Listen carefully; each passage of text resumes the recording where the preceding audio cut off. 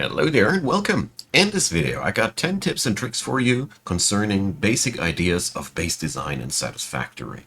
These things might be pretty self-explanatory for factory game veterans out there, but I really hope that this video is good for beginners and people who are already familiar with the genre. So let's get right into it. Number one, I want to talk about, we're standing right on it. Use those foundations and leave room for expansion when you build this. I really can't stress this out enough. No serious factory can be really built on the natural ground because you see that grass here is nearly unkillable. And jokes aside, the thing is, a flat, even surface is the best thing to set up machines. The natural surface is a nightmare to set up machines in a way that it doesn't get wonky and annoying to build with. You just do yourself a big favor. And when you're starting to build, always start at the end where you basically started your foundation. You build towards the area where you still can expand. This way, you will always have room to build larger if necessary. Number two, define where the stuff goes in and where the stuff goes out. So for example, in this setup here, I have a clear definition. Don't mind the spaghetti-o. We're going to talk about spaghetti in a few minutes too.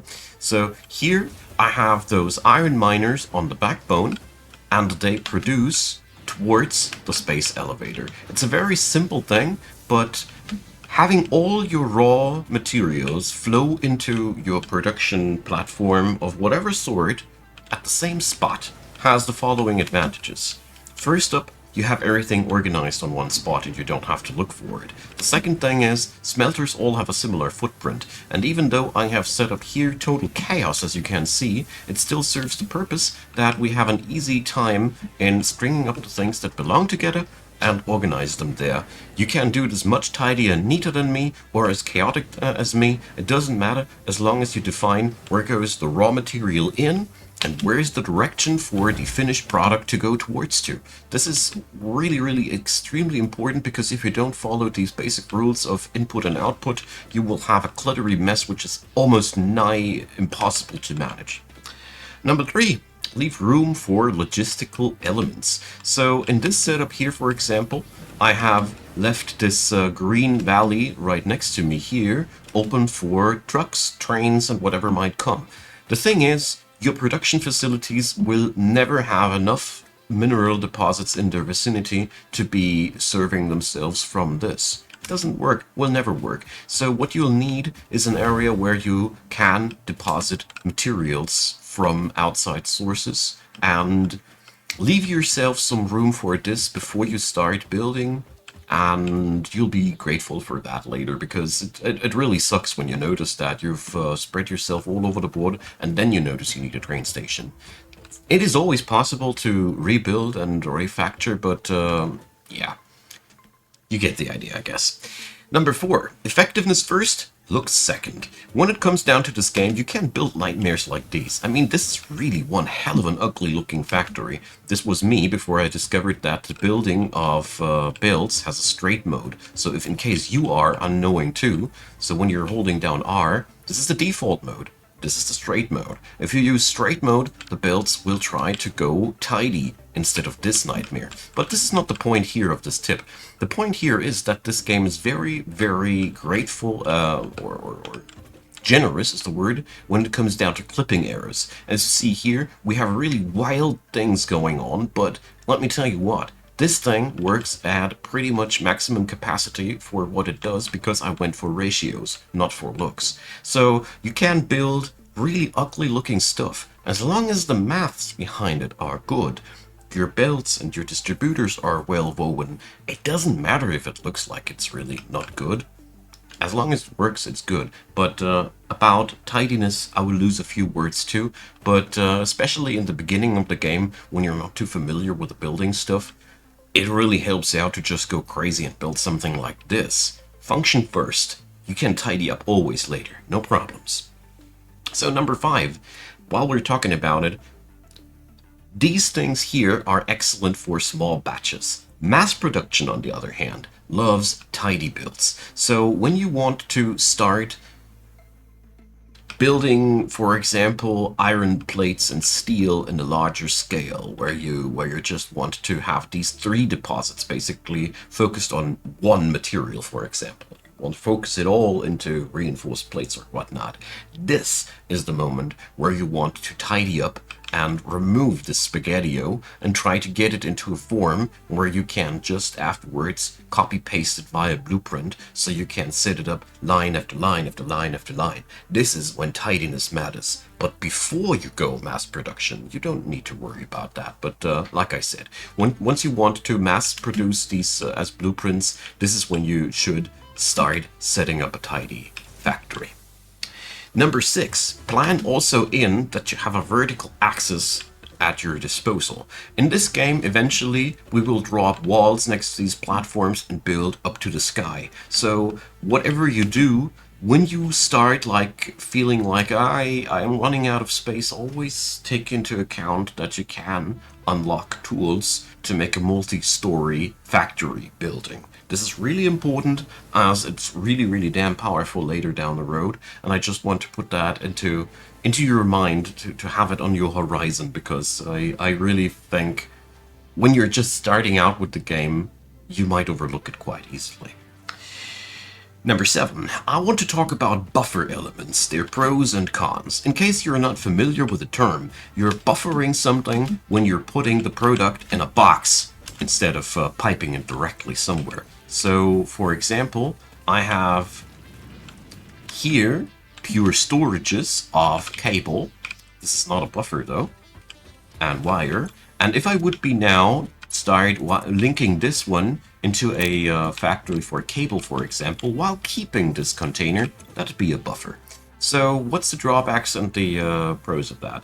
First up, this game doesn't know any overproduction of items ever. If you have too much of anything, you put it into the awesome sink, and that's that. So unlike other factory games, overproductions don't really can fall on your feet in terms of being blobs of useless matter. Doesn't happen here. You'll transform it into coupons in the worst case. But every single of these buffers that you put between your ending part and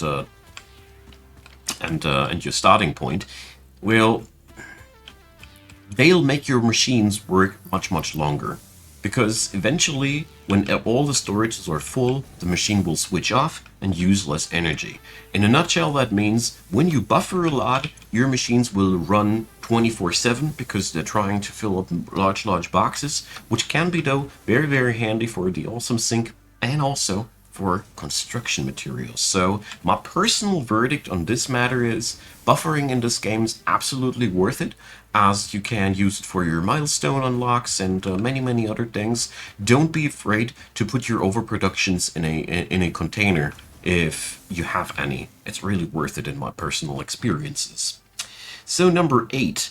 Keep yourself an experimentation zone. So what I mean with that is you should definitely try to keep a platform like the one that I have here, where you try out builds, where you try out new machines that you've currently unlocked. It is impossible to know everything when you're starting out with the game, because the machines work very differently, and having these... Oh, this rock doesn't behave. Having these areas there around does help you to keep your